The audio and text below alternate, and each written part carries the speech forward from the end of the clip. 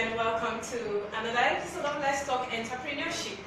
My name is Eniola, your favorite OAP, and your host on today's show.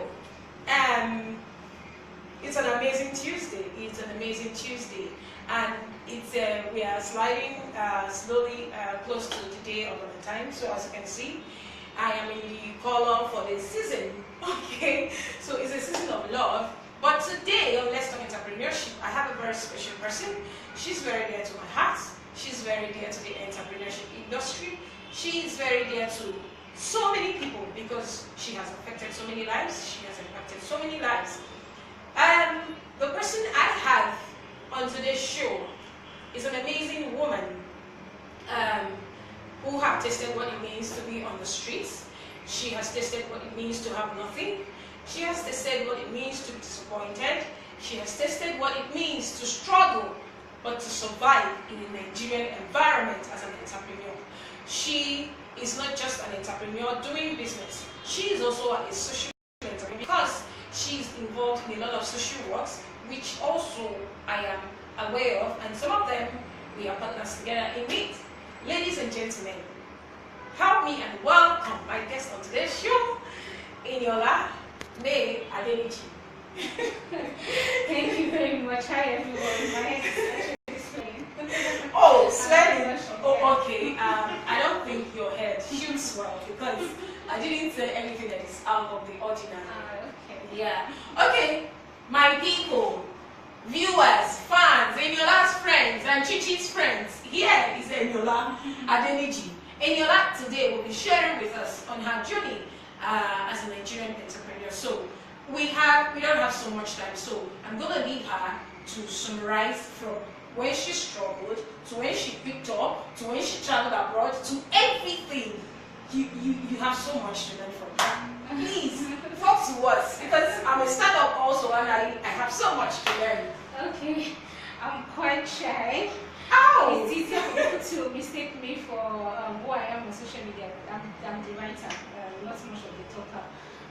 But my name is Enme, that is my brand name.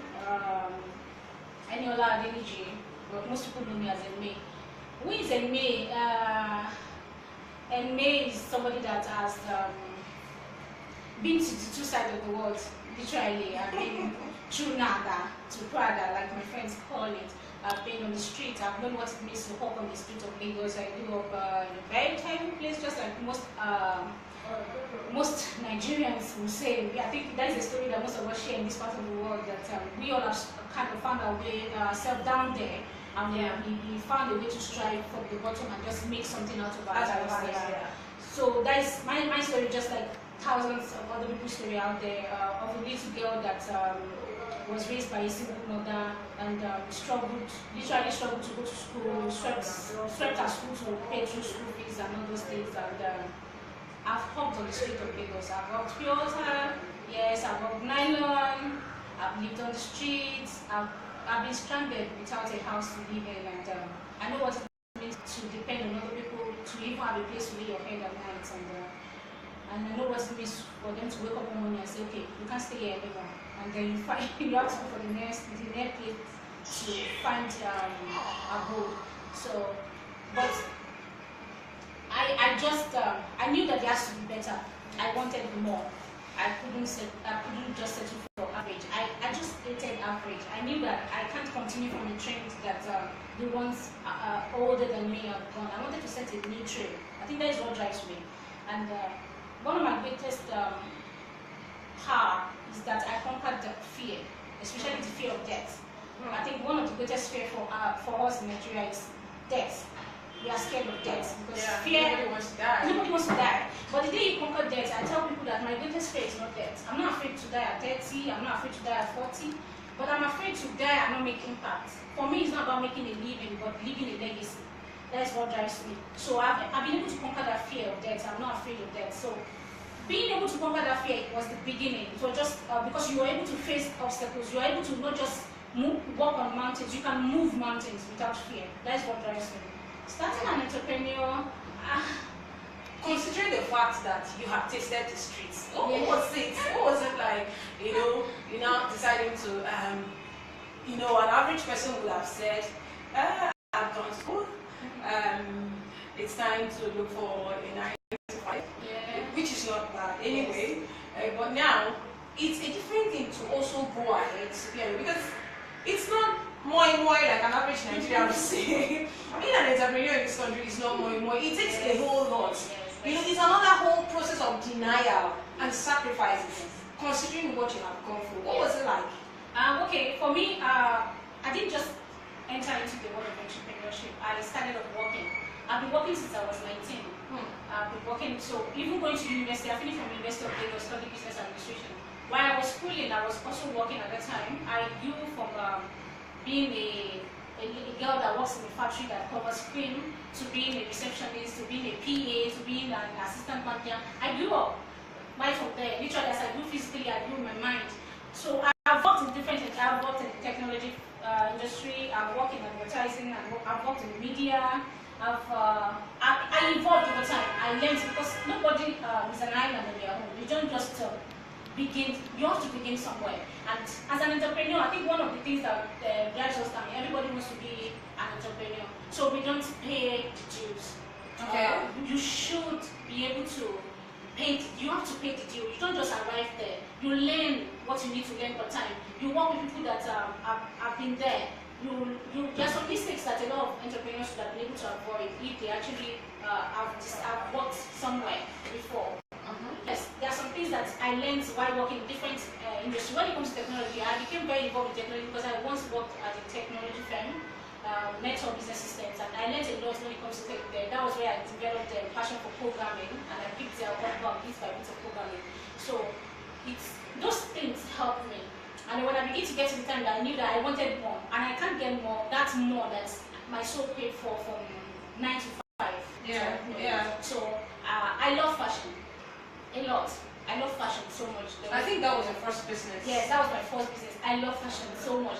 Initially, what I do is when people need fabrics, when they'll just, Eniola, I need some fabrics, and then I will do the fabrics. But before the fabrics, what a lot of people don't know is I used to have a bookshop at, I was about 19, 20 when I started my first business, literally. It was a bookshop, and very close to here, in the bus stop, Eniola. Yeah, I used to have a bookshop there. Actually, I was about 19, 20 when I started. I would buy book for a lot of pastors. I would cover it for Amazon, and that was my first business, really. But fashion business was the main business when it comes to the first business I registered as a person. But I was still working when I started. I would go to work in the morning, and in the evening I would cut and sew. I went to a fashion school and graduated from a fashion school, so I could make my own clothes. I make what I'm wearing. I don't buy clothes usually. I make my own clothes. So that was how I started. Over. There is a part of your life that many people don't know of, which, if the person is a follower of your post on Facebook, you always make reference to it. That part where you lost your wife. Yes. And then you had a challenge and you had to move away from the relationship. Was it before you became an entrepreneur or after? I was an entrepreneur before that time. Okay, what was the experience like? You know, because I'm imagining with that experience, it means that person doesn't support your dream. No. What was it like, an entrepreneur with all the fire burning inside of you? Being with someone who just wanted you to stay at home. Yeah. And who wanted you to just play wife. And I am very much like a tornado. I'm not the kind of person that I don't know how to plan. I'm just very restless. So I find myself mobbing, cleaning, mobbing. I could mob the house like 100 times a day because I was so restless. I just wanted to do something, and I would read and write, but I wanted more. I just couldn't have that. I wanted more than that, and I knew that one of the biggest mistakes I made was to think that you could change someone into supporting your purpose. Supporting your dream. It just doesn't work that way. They couldn't come to a place of agreement before that time.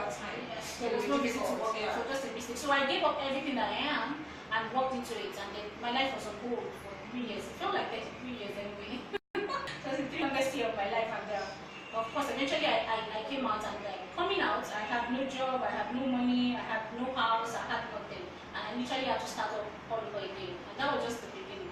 Okay. That was the beginning. And then you picked up. You did the bookshop. Yeah. You started House of May. Yes. That's the name of the fashion house. Yeah. House of May. Yeah. I am aware currently that Eniola board in different businesses here in Nigeria.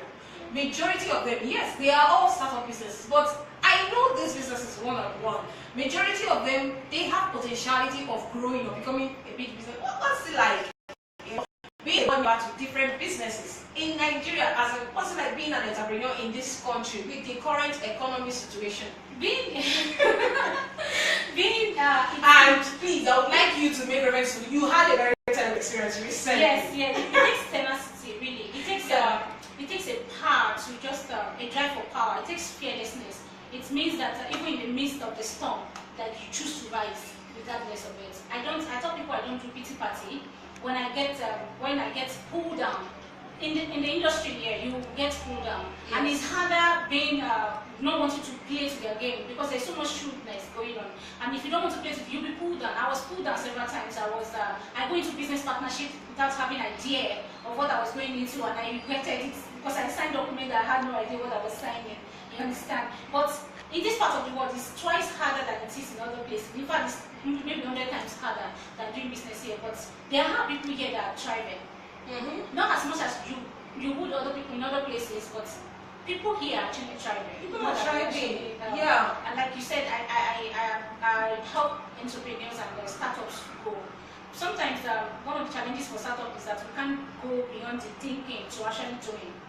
We spend so much time thinking and processing, and then you say business planning, thinking planning. I think I made a reference to one of my posts yesterday where I said the hardest part to starting anything is starting. Yeah. Once you start, you will be amazed at the things. It's as if the ground has been waiting for you to, you know. Yeah. I tell people that you really have no limits. There's so much fear, but again, don't let your excitement, because sometimes there are two types of. I found out that there are two types of the funny entrepreneurs. Those who spend so much time thinking, and those who don't even think at all, and they just start. The doers and no thinkers, and then you have those ones that think and never do. Then now on the other side, the ones that think and think through, and then they actually do. Yeah. So you don't want to find yourself on the other side, because not thinking also could drive into a lot of problem. It means that you could risk losing the whole of your savings. Because going into business is a very dicey thing. It means in the next 1 to 3 years you might actually not really get anything. You will often time not even get anything, because you'll be concentrating on staying afloat. And if you didn't think it through, you will not begin to. That's why you see a lot of businesses coming and they go out, because they don't think it through. I was in Port Harcourt. I came in from Port Harcourt yesterday, and I spoke at a place 2 days ago, and a lady asked me a question during the training. She said, "Sorry, ma'am. So I have opened a shop, and now I'm looking for money to buy goods there." And I'm like, "Why would you open a shop and there's no money to buy goods to put in it?" That is one of the things that is just ridiculous. I'm sorry. I told her that whatever business you wanted to do in that place, you could have started in the house. I started my fashion house in the house. Started with the manual machine.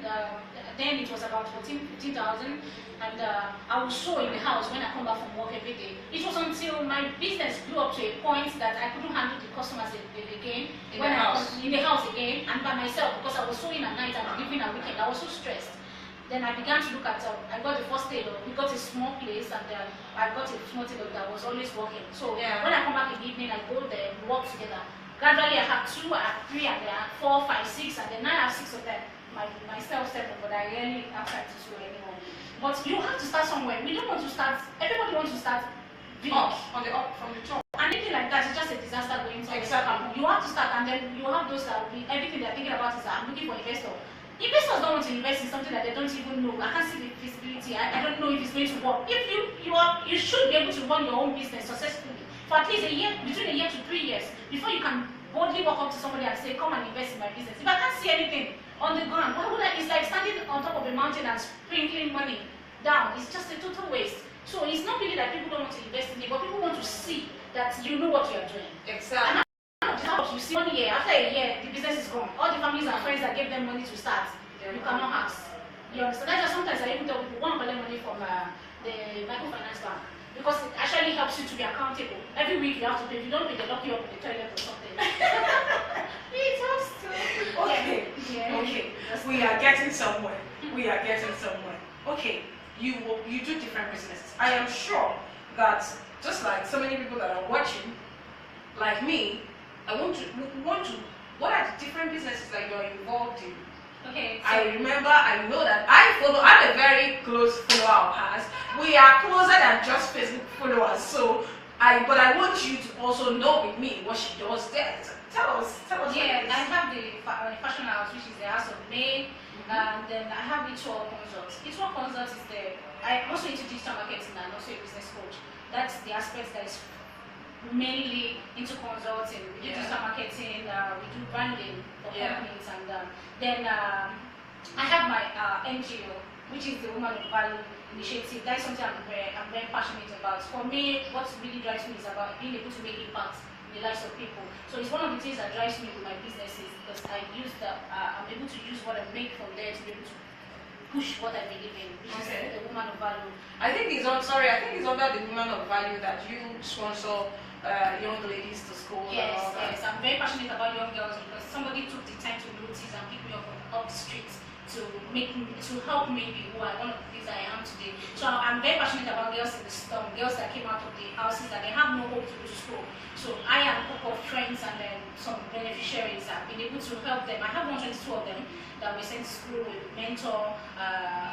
Mentorship is very important. We're not talking about primary school, we're talking about secondary schools and Yes, university. they're teenagers, yes.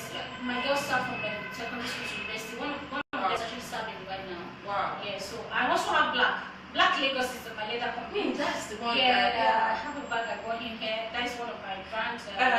Can I have that black, please? One of my I would like to have it. I would like to show it on the So show. Black Lagos is we launched Black Lagos about 3 weeks ago. Although we started last year. Yeah, the bag. Just bring the bag.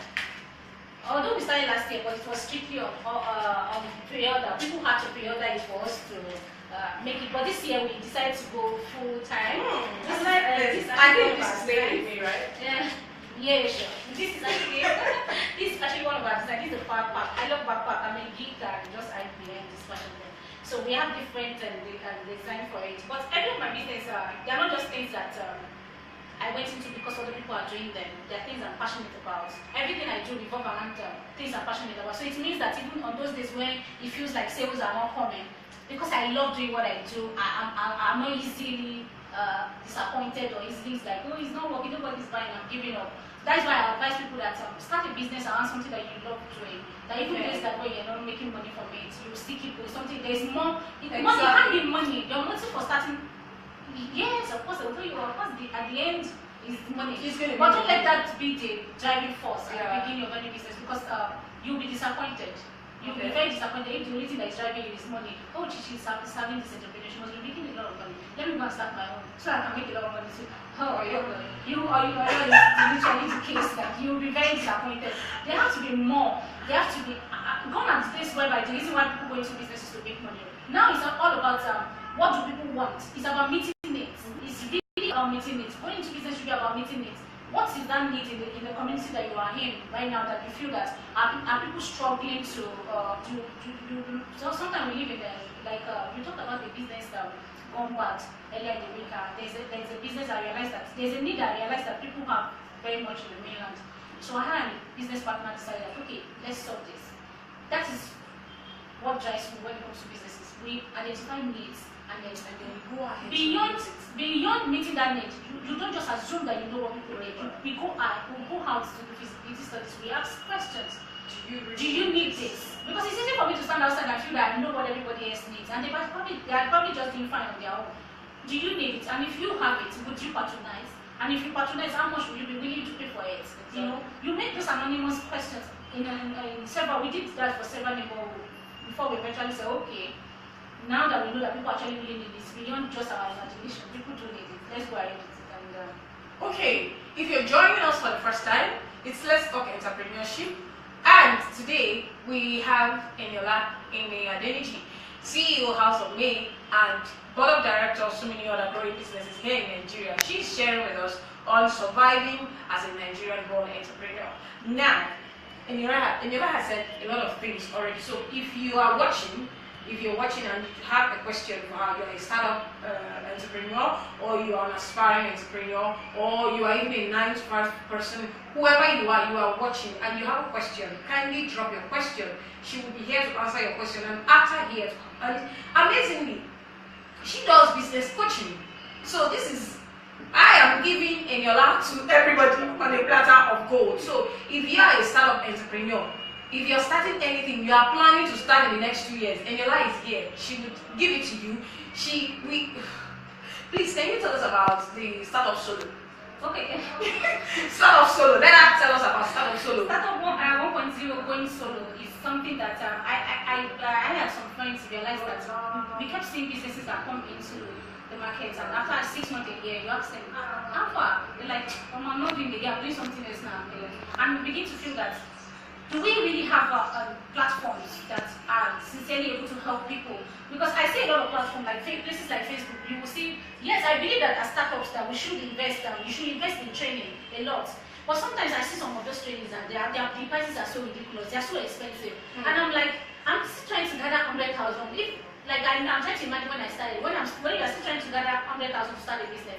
Do I really have 75,000 to come and pay for a class, a training on Facebook, a close group? There's always a close something, you know. So that was why I started Startup 1.0 going solo. It's a place where I bring in experts every week to teach on what it means to go into startup. We talk about for 2 weeks ago we went fully into business planning, how to develop a business plan. And it was amazing. These are things that people are paying to get, so and then these people are getting it on a platter of without paying payment. Yes, it's free. And last week we went on semantic, and we talked about semantic, and then we talked about getting because I believe that as an entrepreneur, if you are not using technology, you are not yet in business. No, you're not. Because the world is fast evolving, and as a person, you don't want to get there and then be trying to meet up. Like we know in some cases of some companies are not trying to, that they don't even know how to find their way around here. You should think ahead, and not just when it comes to business, but you should think technology, because technology is the future. The world is it's fast a global village, so you can't no longer sit down in one container and say it does not concern me. In the world whereby people sit down in the house and people even shop for them now. People shop for food stuff for people now. Yeah, I have a friend that does so you don't want to sit down in one container and just be fine, and you have to embrace technology. So Startup 1.0 helped to cover a lot of areas that startups struggle. And the beautiful thing is that you will meet other people there that you are doing the same thing. It brings opportunity for partnership. There have been a lot of partnership, and you even you are able to meet people that are into what you are just starting, that have been there. You know, I know somebody that is just going to farming, and I'm also into farming. Yes, that is the place that I'm also into farming. So you will meet other people that have gone ahead. So you're able to talk to them behind the stage and okay, this is the struggle I'm having, and they'll be able to guide you. So we have ourselves there, like a network of friends and families, and I am inside the, you know I have to be inside. I have to be inside. Why would I be fair? Okay, if you're joining us, I'd like to take questions now, please, because we'll be rounding up soon. I'd like to take comments. Stephanie Okoye is watching. She said, all the way from Katie, watching my sister do her thing. Thank you so much, Stephanie. And then I have, as I say, entrepreneur. Yes, we are entrepreneurs. Ali King Jeremiah said, wow, nice one. Thank you. Chine Loretta Okfaro is watching. Obichuko for Jama, Joy Duncan, Karimot Senior, Rich Sally. Emmanuel says, God is able. Kufre is watching from Donald Trump's country. Emmanuel Okunola is watching. Emmanuel said, here, watching. This is great. Emmanuel D. Boy Felix is watching. Tola Salil said, great job, sisters. Nikki says, live and direct. Thank you, Nikki. Jonah said, fantastic production. Thank you so much. Asuka said, this is awesome. Isaac Newton Aka is watching. Abdurrahman says, nice, Chi. Keep up the good work, girl. The job of the Lord is your strength. Amen. Thank you. Emmanuel said, good job. More grace to your elbow. Thank you, Emmanuel. Steve Ugo is watching. Asuka Mabel says, I see Christ in what you do, Sister Chichi. Oh, thank you. Let me not start speaking in tongues. Chichi Moore is watching. Azuka says, always on point. Anita Think Tank Lady is watching. Bless my boy, your sisters are watching. Azuka Anita says, nice. Wow, I'm so inspired. Thank you. Maureen Wabo is watching. Vincent Olola is watching. Member of the Startup Solo. Maureen said, well done, Chichi. Okay, Derek is watching. So many people are watching. Gloria, Olaide, Chelsea, Debbie, your sister is watching. Okoye also is watching. Hi, one of my coaches watching. She said hello. Right. Mrs. Modupe hearing. Okay. She's one of my coach. Okay, also Chukwudu said, my dear sister, keep it up. Sarah Kehi Joshua said, I am watching and I am happy. Okay, if you have a question for Eniola, kindly drop it now because we are rounding off. Okay, few words for startups, Nigerian startups, entrepreneur, African startups, because we have viewers across Africa, across all over the world. So, what do you have to say? What do you have to say? I don't know. Oh, Isaac Newton Aka, who is living in Gidley, is here. Thank you, Isaac. Now you have made a statement. Now we know you are here. What do you have to say to a startup, an everyday startup person, entrepreneur here in Nigeria? Believe in yourself and whatever it is that you want to do, whether it's a product you want to produce or it's a service that you want to offer, you validate you first. If you don't believe in what you do, it's going to be very hard to convince somebody else to believe in it. And then strive to overcome the fear. The fear of what if I fail? Yes, every business is at one point or the other fails. Yeah. I went to a business that this last week that I lost $20 million and it's a very powerful one. And so when people ask, why are you not on bed crying? I said, because life continues. Life is not promised anyone. I don't know if I'm going to be here in the next 5 years. I don't want to be using the next two years being sad and feeling sad for myself. No, I don't want to live that kind of life.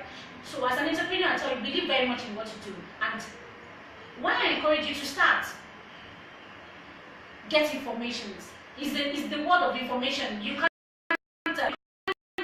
read, research, ask questions, know what it is you're really going into. Let us stop all this. I know we're a very religious country, and for us, rather than for you to do a business plan, rather than for you to really do a feasibility study, all you want to do is you want to play it out. You want to magic. You're not looking for miracles in this country. You're looking for magic. So I will tell you that why I believe very much in miracles, but please know what it is that you're going into.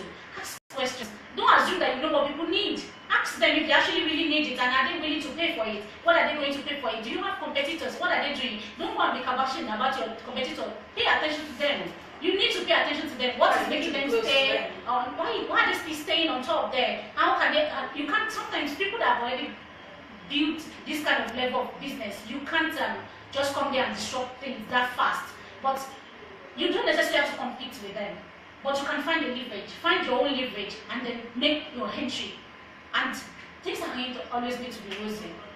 We have sleepless nights. There are days that you have non-stop headache. There are days you can eat. There are days you are so nervous, but you will be fine. Yes. You will be fine. Believe very much in it and employ amazing people. I tell people that while I believe very much in skills, for me, one thing that drives me is good attitude. You employ people that have very great attitude. Sometimes even when people are not too good with their skills, if they have great attitude, you can help them, you can train them to become the best. And build a team, not just staff. Don't be the orga and the staff thing. Build a team, focus on building a team, because if you build a team, you'll be able to help them see the vision and where the vision is going. You'll be able to build the people that believe in what you're doing, and they will stay, even when things are down. They will stay with you. They will stick it. I have staffs that stick it through even when things are so terrible. But because you're able to help them see the vision, you make them believe that they're a part of what you're doing. They're not just people that you want to use, and then because private businesses, entrepreneurs, we do that a lot. We use people and we dump them. We make finding people. Build a team. See them as a family. They will go to their end for you, literally, and then overcome fear. Overcome fear. Fear is one of the driving forces that make us, rather than for us to allow fear to prepare us to move forward. It shields us and puts us in a cocoon. Overcome it. Overcome. Did you hear that? Validate yourself. Employ amazing people with great attitude. With people, when you have someone with a good attitude, you can be able to actually train the person. If the person is not good with his or her skill, then overcome your fear. Overcome your fear. You have to be able to believe in what you do. If you don't believe in yourself, you will not be able to convince someone else to believe in you. Okay, as Luca said, please, how do I get to buy one of your bags? I am an inspiring entrepreneur. How do I get to work with you, Ms. Eniola? Okay, Black Lagos, you can just check Black. It's BLVCK Black Lagos is on Instagram, it's on Facebook. We are working. I think we'll drop the link. We'll drop the link on the video and so my that personal anyone link that wants to buy the bag, you know, yeah. And you can join the Startup 1.0. I will also drop the link. You can join the Startup 1.0, Startup Solo 1.0. Send me a direct message or in your line direct message. We'll get you across to that. Thank you so much. It's been amazing having you on. Finally, it's a dream come true for me. Oh my God, I'm blushing. Thank you so much for every one of you that are joining us. Mercy Godfrey said, good work, sis. I am watching.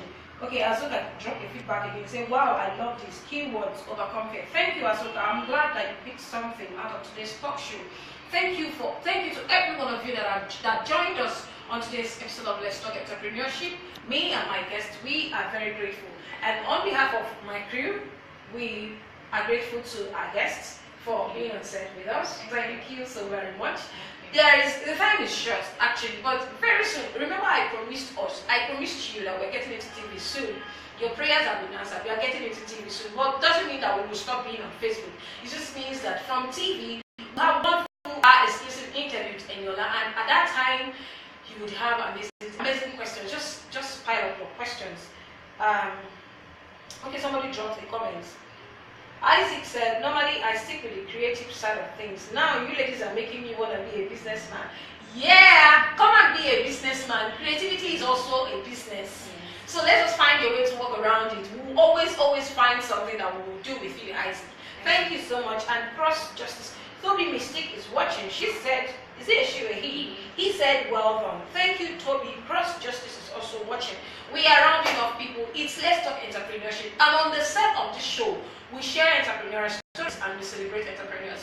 Join me again next week, Tuesday, 5:30 p.m. Nigeria time. I have an amazing guest for you, and you sure don't want to miss it. Once again, I am Chichi Eriobo. I am your favorite OAP and your host on Let's Talk Entrepreneurship. Eniola, can you say bye? Thank you everyone for watching. Bye. Okay, bye-bye. See you again next week, Tuesday.